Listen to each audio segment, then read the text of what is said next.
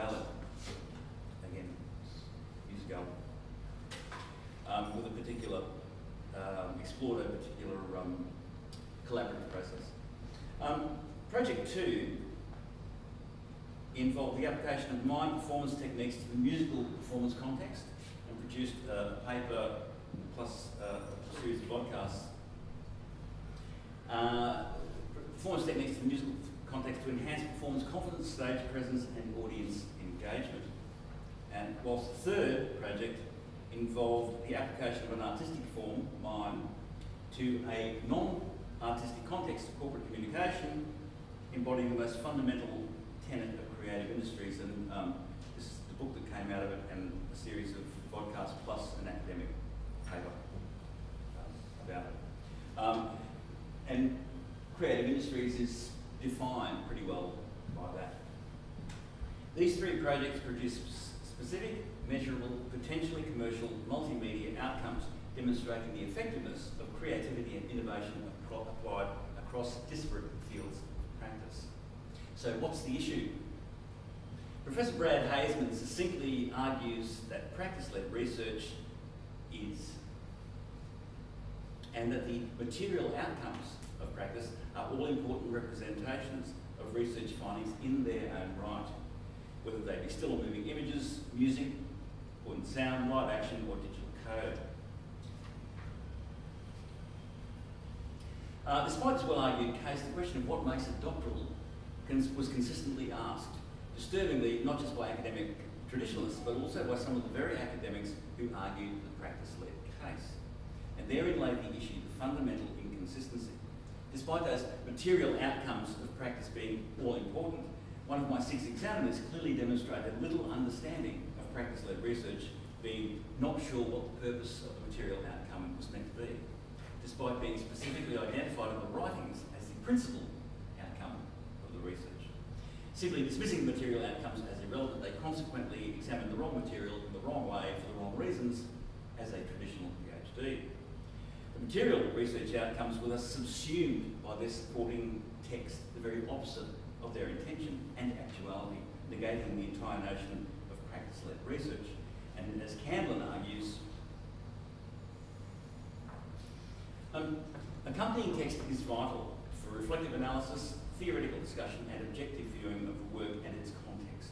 However, this privileging of the written text over the practice clearly illustrates the broader issue.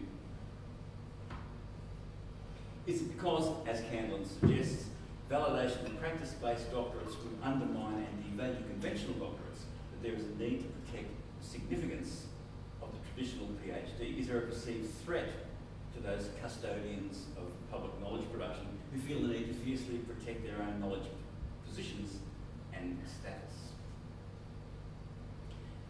As I argued at the time, the moment the practice outcome read like an academic treatise, it would fail. Its target audience, myself as author, and paradoxically, academia, because it would serve none of the purposes for which it was intended. It would satisfy no one. However, the pressure, some subtle, some not so, was unmistakable, reflecting a discernible drift back to the purely theoretical, the nod to the traditionalists. The possibility that my practice-led doctorate might morph into a watered-down, text-based de facto PhD with a few bits of practice hanging off that higher status, more privileged written text, did not bear thinking about. For me, what made the research worthwhile was the successful reconciliation of the theory and the practice, of the academic and the professional, so as to satisfy both and not pander to one at the expense of the other, or the practice itself. So, in essence, what made it doctoral for me was came down to academic rigour, professional relevance, and the actuality or potential for commercialisation. Why, in the eyes of certain academics, is practice-led research of inherently less value than 3 years of doctoral apprenticeship within the bounds of a university, perhaps supervised by academics who may have never actually practiced in the field to which the research relates? In my view, academia is doing itself a serious disservice by closing its mind and doors to credible, high-level practice-led research on the basis that it is not academically rigorous. Research can only be truly rigorous through its application in real-world contexts where it is academia is doing itself a disservice through excessively narrow specialisations, which may hold little relevance to anybody other than the researchers themselves, whilst simultaneously dismissing practice-led research, which is useful to the wider professions and community. Academia is doing itself a disservice by maintaining intellectual exclusivity as the sole custodians of public knowledge production. So there comes a point at which the question, just how valuable is this research, has to be asked and answered. A useful measure might be, how many people give a toss? How many people actually care about or benefit from this research? Of what use is it culturally, socially, economically, professionally, and publicly? Surely relevance and benefit to the real world out there, beyond the narrow confines of the academy, become factors in determining research authenticity and usefulness. Ultimately, the theory has to be tested. So, in my considered but colloquial view, somewhere between the academic warrior and the academic wanker, the intellectual tower and the intellectual tosser, the smart state and the smart ass, there is a balance to be struck, in order that we as academics may contribute something of value to humanity. What is needed is relevant, useful, authentic research. Because academics are both perceived and marketed as experts. However, they need to be authentic experts and be able to demonstrate at the highest levels not only academic knowledge, but also professional expertise, both in equal measure. Too often, these conflict. How many times have we heard and said, that's fine in theory, but? If the purpose of research is indeed to create new knowledge, then that new knowledge has to be authentic knowledge, which is, in my experience, created through the reconciliation of the academic theory and the professional reality. That is what makes the new knowledge authentic, that is what makes it valuable, and that is what makes it doctoral. Thank you.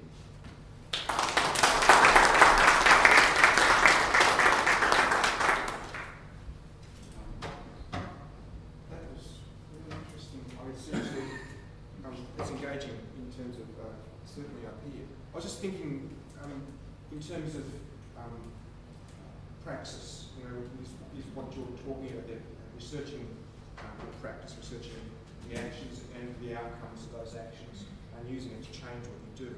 That particular form of practice has been used in education, higher education. Autism, Eric Bauer himself, chemists, a number of other people used those things, those formats about using praxis itself. You applied it to creative arts. Education's another area, obviously, was being applied a lot, and actually being able to make a change to the educational practices, learning outcomes, all sorts of things, design. It's really, really important. With that, can I open up some questions, please? Can I make a comment, I guess? I really enjoyed that, and I think it's got some really interesting implications too for our course design in terms of undergraduate degrees. You know, the implications of ensuring that the authenticity of practice in terms of assessment, in terms of the actual learning, aligns to where they want to go in terms of their professional practice later on. It's something that I've always been really interested in. And I think it makes the learning experience more satisfying and interesting for the students if they know and understand that what they're doing in terms of their assessment is actually useful to them in the real world. It's an interesting point because the danger is that it goes the other way and they just want to do the practice and not theoretical stuff, not get the contextual information that backs up the practice. So from my experience as a lecturer in this kind of stuff as well, that's the challenge to get them to realise that the theory is important. Because I just want to put on a show, you know, I just want to do it. So that's the balance in this practice as well. Well, can I make one further comment? Is there a progression there that you need to actually do some doing before you can then move into actually doing the yeah, absolutely. If we try and put the theory up front, it can become very boring and stagnant in terms of just doing theories without any sense of context in terms of which they might be actually learning the theory. Absolutely, and being able to show by practice what the theory means is absolutely crucial. And doing those things in parallel is probably the best compromise. Last night I was teaching some people who want to be actors, introduction to acting for the camera, basically. And I was explaining some of just what lenses do. I mean, what's a zoom, what's a pan, what's a tilt, what's a blah blah. So rather than going to a different room and talk about, put on a whiteboard, this is a pan, this is a tilt.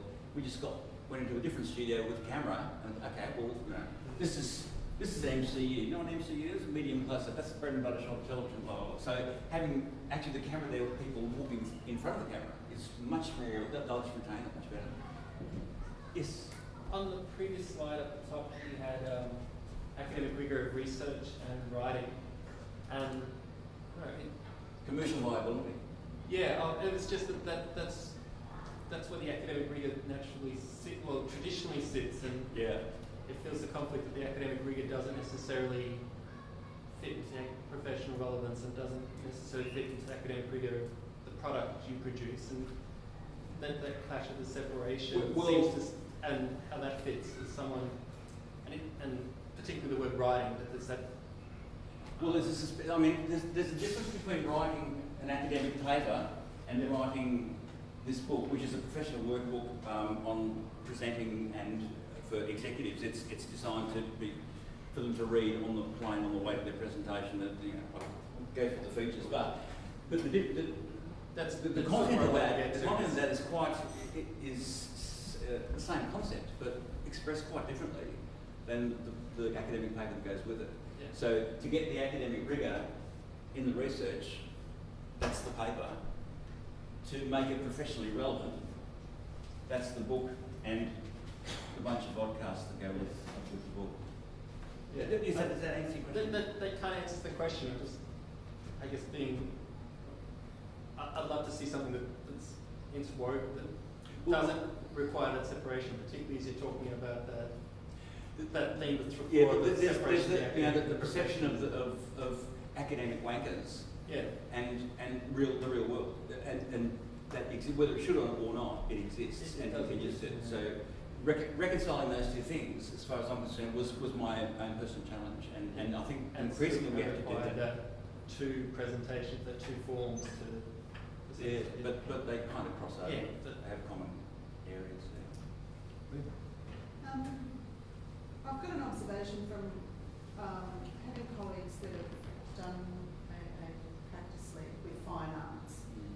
One of the things the doctorate takes you through to is actually further ongoing research, and I think the traditional pathway and this pathway, my concern is that if the expectations, if you're an academic in the faculty, that your output of research that is expected post-doctorate, you may not have the same structural support mechanisms that a traditional line may come through. You mean to publish? And all of those other things that are expected. Right. So to my mind, this is fantastic, this is exactly what your disciplinarian needs. But later on, that disciplinarian may need other resources to support them in the ongoing expectations of somebody other faculties and disciplines who go through the traditional pathway. Sure. Because the measure is exactly the same, the pathways are quite different. See,